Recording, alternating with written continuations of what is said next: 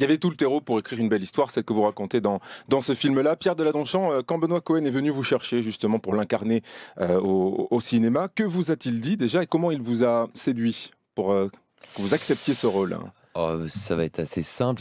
C'est parce que déjà le scénario m'a plu beaucoup. J'ai trouvé l'histoire, d'autant plus qu'elle était vraie, très touchante.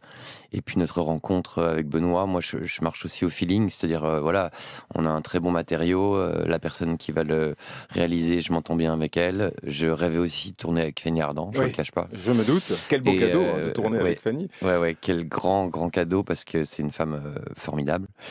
Donc voilà, Ouais. tout ça a fait que j'ai dit oui très très vite. Je l'ai précisé, c'est une libre adaptation de la véritable histoire que vous racontez dans le livre et ce que vous avez vécu avec Mohamed et votre mère. Dans le film, Joseph vit comme vous, Benoît, aux États-Unis.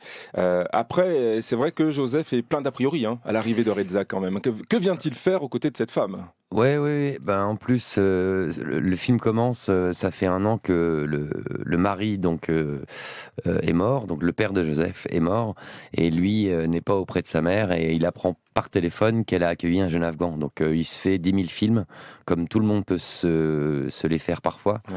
Il voit le pire plutôt que le meilleur. Et quand il arrive, c'est pas pour trouver ça super enrichissant et généreux, c'est plutôt pour que ça s'arrête. France Bleu, la scène culture, David Lantin.